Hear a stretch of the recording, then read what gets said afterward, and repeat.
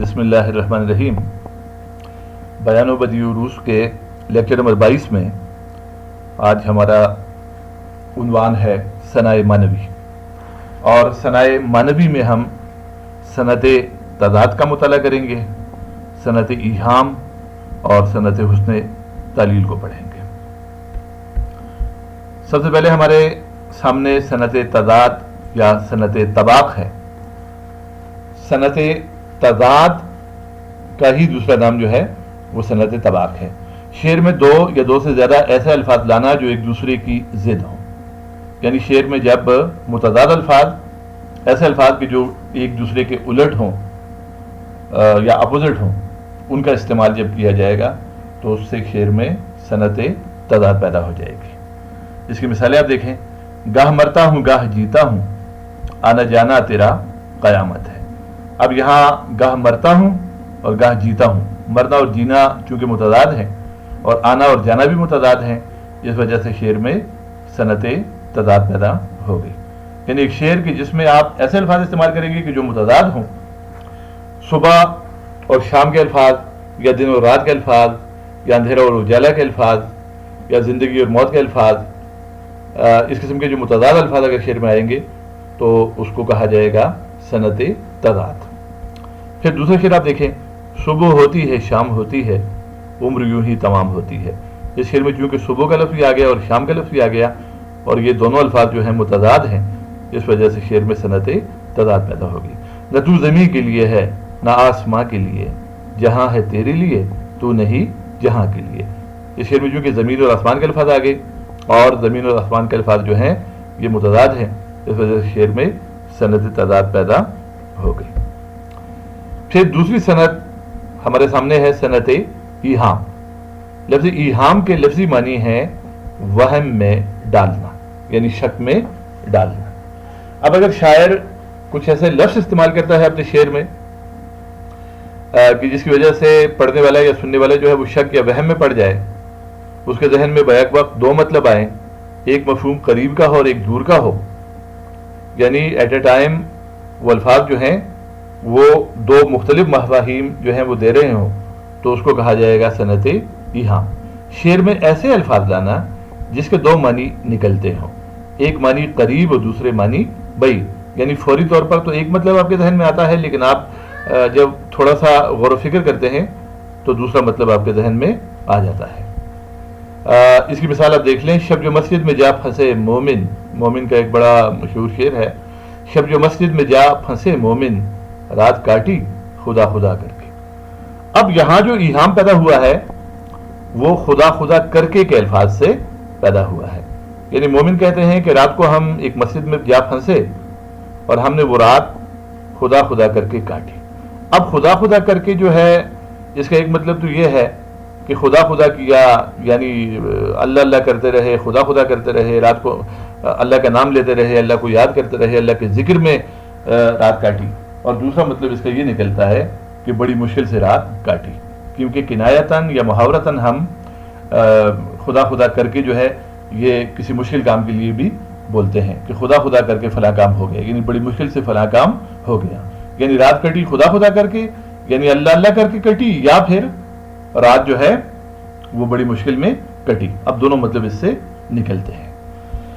یہ شعر دیکھیں، لام نستعلیق کا ہے اس بت کافر کی زلف، ہم تو کافر ہوں اگر بندے نہ ہوں اسلام کے۔ اب یہاں آپ غور کریں، لام نستعلیق کا ہے اس بت کافر کی زلف، یعنی وہ بت کافر جو ہے اس کی زلف جو ہے وہ لام نستعلیق کا ہے، یعنی نستعلیق کے لام کی طرح اس کی زلف ہے۔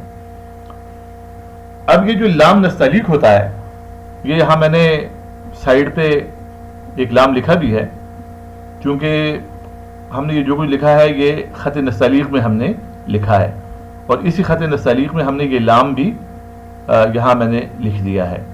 تو شاعر کہتا ہے تاکہ آپ کو اندازہ ہو، لام نستعلیق کا ہے اس بت کافر کی زلف، یعنی شاعر نے زلف کو تشبیہ دی ہے لام نستعلیق سے، یعنی نستعلیق خط میں لکھے ہوئے لام سے تشبیہ دی ہے اس نے زلف کو، اور نستعلیق خط میں لام ہم نے یہ لکھا ہے، تو آپ خود ہی دیکھ لیں کہ زلف جو ہوتی ہے وہ بھی ایسی ہی ہوتی ہے، ایسی دکھائی دیتی ہے۔ تو لام نستعلیق کا ہے، لام نستعلیق یہ ہے، لام نستعلیق کا ہے اس بت کافر کی زلف، ہم تو کافر ہوں اگر بندے نہ ہوں اسلام کے۔ اب ایہام جو پیدا ہوا ہے وہ ان دو لفظوں سے ہوا ہے، اس اور لام۔ اب جلدی میں جب آپ پڑھتے ہیں اور دوسرا سنتا ہے تو وہ اسے اسلام سنتا ہے، ہم تو کافر ہوں اگر بندے نہ ہوں اسلام کے، اسلام یعنی مذہب، لیکن دراصل شاعر نے اسلام نہیں کہا، شاعر نے کہا ہے اسلام، یعنی اسلام کی طرف شاعر نے اشارہ کیا ہے، اسلام۔ لیکن سننے میں آتا ہے، جب ہم سنتے ہیں تو سننے میں ہمیں یوں لگتا ہے کہ جیسے اسلام کہا گیا ہے، لام نستعلیق کا ہے اس بت کافر کی زلف۔ اب مثل پہ غور کریں، ہم تو کافر ہوں اگر بندے نہ ہو اسلام کے، ہم اگر اسلام کے بندے نہ ہوں تو کافر ہوں، ظاہر ہے کہ جو اسلام کا بندہ نہ ہو تو وہ کافر ہی ہوتا ہے، لیکن یہاں شاعر اصل میں اسلام کی بات نہیں کر رہا، اسلام کی بات کر رہا ہے کہ ہم اگر زلفوں کے اسلام کے بندے نہ ہوں، اس زلفوں کے اسلام کی غلامی اگر ہم نہ کریں تو ہم کافر ہوں۔ مطلب یہ ہے کہ شاعر نے اسلام کہا ہے اور لام سے مراد اس کی زلف ہے، لیکن سننے والا جو ہے وہ اسلام سمجھ لیتا ہے اس کو، تو یہ بھی صنعت ایہام ہے۔ یہ جو ایہام ہے، باقاعدہ ایہام گوئی جو ہے، اس کی ایک تحریک اردو ادب کی تاریخ کا حصہ ہے کہ جب ولی دکنی کا کلام دہلی پہنچتا ہے تو دہلی کے جو فارسی میں شاعری کرنے والے تھے وہ بھی اردو میں شاعری شروع کر دیتے ہیں، اور نئے لوگ بھی اردو شاعری شروع کر دیتے ہیں۔ تو دہلی میں اردو شاعری جب شروع ہوتی ہے تو ابتدائی دور جو اردو شاعری کا ہے دہلی میں، تو وہ ایہام گوئی کا دور کہلاتا ہے۔ اس دور میں بہت سے شاعر، شاکر ناجی اور یکرنگ اور حاتم اور آبرو اور مضمون، تو یہ شعراء اس دور کے ہیں، اور انہوں نے ایہام گوئی والی شاعری کی، یعنی انہوں نے اس قسم کی شاعری کی کہ جس میں ایہام پایا جاتا تھا، لیکن بعد میں ایہام گوئی کو ترک کر دیا گیا اور سادہ گوئی کی کا دور جو ہے وہ شروع ہو گیا۔ تو یہ ایہام گوئی باقاعدہ ایک دور میں اردو شاعری کا ایک باقاعدہ حصہ رہی ہے۔ ہجر میں، اب یہ شعر دیکھیں، ہجر میں گھل گھل کے آدھا رہ گیا، لے مسیحا اب میں موسیٰ ہو گیا۔ اب یہاں لفظ منہ اور سا، ہجر میں گھل گھل کے آدھا رہ گیا، بات واضح ہے کہ میں تمہاری جدائی میں ہجر میں اتنا گھل گیا کہ میرا جسم جو ہے وہ آدھا رہ گیا ہے۔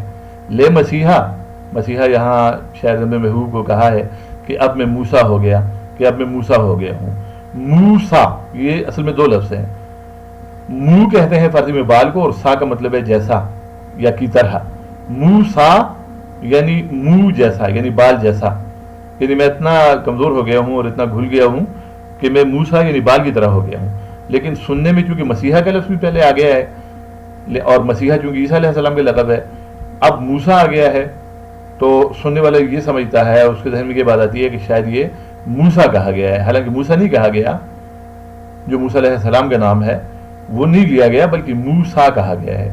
تو شاعر نے موسیٰ کہا اور سننے والے نے موسیٰ سمجھا، تو اس سے بھی ایہام جو ہے وہ پیدا ہو گیا۔ بوٹ ڈاسن نے بنایا، میں نے ایک مضمون لکھا، شہر میں مضمون نہ پھیلا اور جوتا چل گیا۔ ڈاسن نے بوٹ بنایا تھا، بوٹ ایجاد کیا تھا، تو بوٹ ڈاسن نے بنایا۔ اب ڈاسن جو ہے یہ بوٹ، اس نے بوٹ بنایا اور میں نے ایک مضمون لکھا، اور میں نے ایک مضمون لکھا۔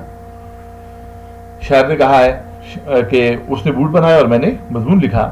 شہر میں مضمون نہ پھیلا، یعنی میرا مضمون تو شہر میں نہیں پھیلا، یعنی اس کی اشاعت شہر میں نہیں ہوئی اور لوگوں نے اس کو کوئی خاص توجہ نہیں دی، اور جوتا چل گیا، لیکن جوتا چل گیا، یعنی ڈاسن کا بنایا ہوا بوٹ جو ہے وہ چل گیا۔ اب جوتا چل گیا کے دو مطلب ہیں۔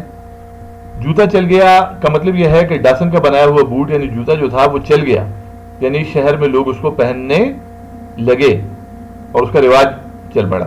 لیکن جوتا چل گیا کا مطلب یہ بھی ہے کہ جب لڑائی ہوتی ہے تو اس میں جوتوں کے ساتھ جب ایک دوسرے کو مارتے ہیں تو اس کو جوتا چلنا یا جوتے چلنا کہتے ہیں۔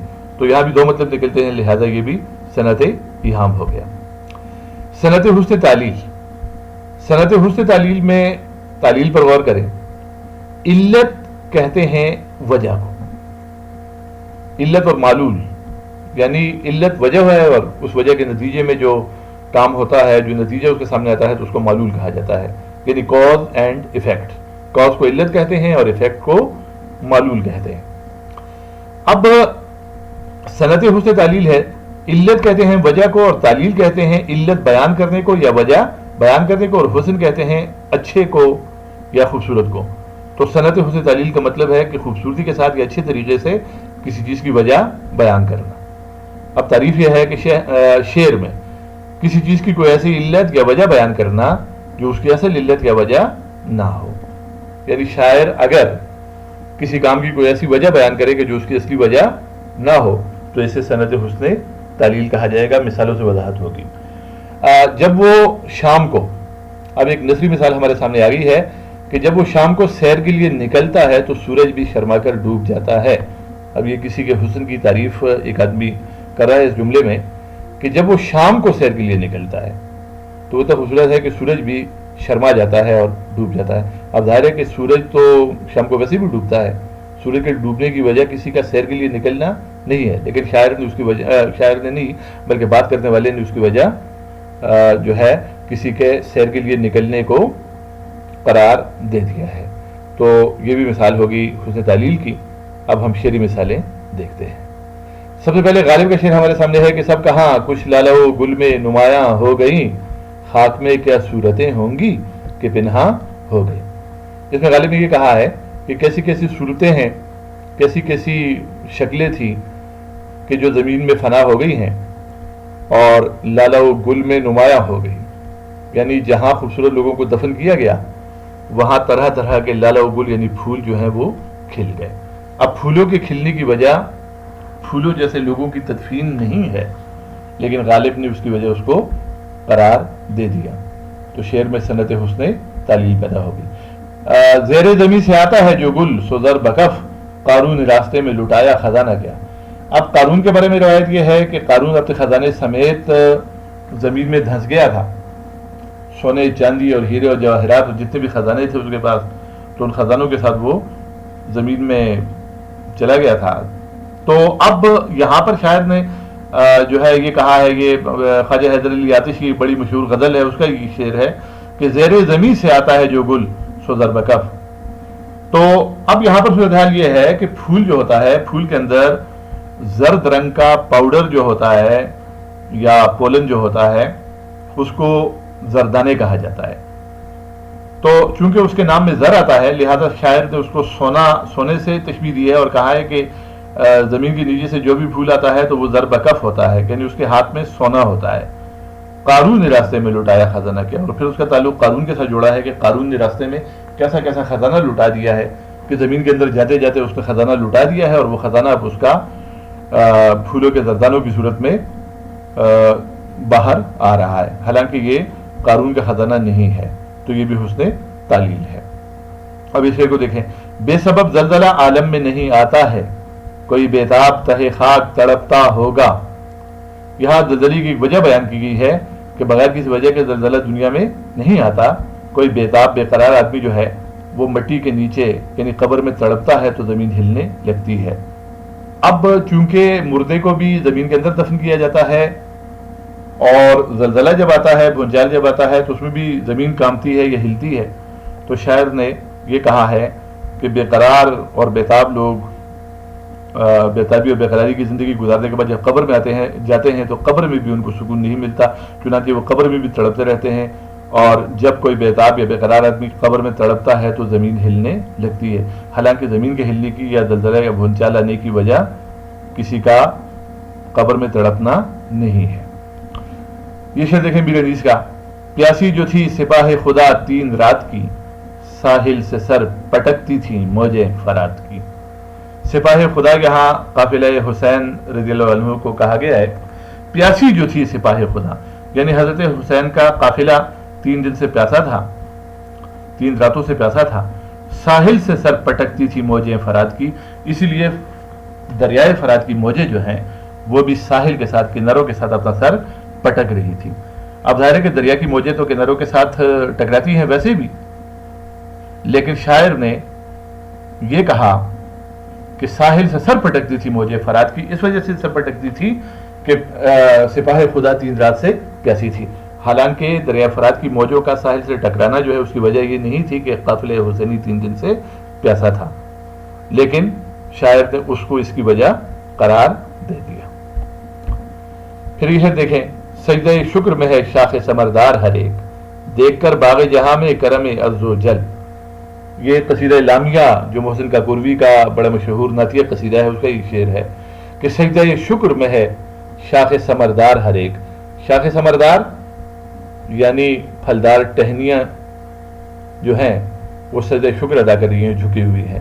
دیکھ کر باغ جہاں میں کرم عز و جل، یعنی باغ جہاں میں اللہ تعالیٰ کے کرم کو دیکھ کر شاخ ثمردار یعنی پھلوں سے لدی ہوئی ٹہنیاں جو ہیں وہ جھکی ہوئی ہیں اور سجدہ شکر ادا کر رہی ہیں. اب ظاہر ہے کہ شاخ ثمردار یا پھلدار ٹہنیاں جو ہیں وہ پھل کے بوجھ کی وجہ سے جھک جاتی ہیں، وہ سجدہ شکر تو ادا نہیں کرتی، لیکن شاعر نے اس کی وجہ سجدہ شکر کو قرار دے دیا. تو یہ بھی صنعت حسن تعلیل ہے. جب بام پر چڑھے وہ سر شام بے نقاب، غیرت سے آفتاب لب بام آ گیا. شاعر کہتے ہیں کہ جب وہ چھت پر چڑھے اور بے نقاب حالت میں جب وہ چھت پر آئے تو غیرت سے آفتاب لب بام آ گیا. تو سورج کو بھی غیرت آ گئی اور وہ بھی لب بام آ گیا، وہ بھی سورج بھی لب بام آ گیا. اب ظاہر ہے کہ سورج کا لب بام آنا جو ہے اس کے لب بام آنے کا وقت تھا، اس لیے وہ آیا. اس کی وجہ کسی کا چھت پہ چڑھنا نہیں ہے، لیکن شاید اس کی وجہ اس کو قرار دے دیا تو یہ صنعت حسن تعلیل پیدا ہو گئی. تو آج کے لیکچر میں ہم نے 3 صنعتوں کا مطالعہ کیا صنائع معنوی میں سے. باقی جو صنائع معنوی ہیں ان کا مطالعہ انشاءاللہ اگلے لیکچر میں کیا جائے گا. اللہ حافظ.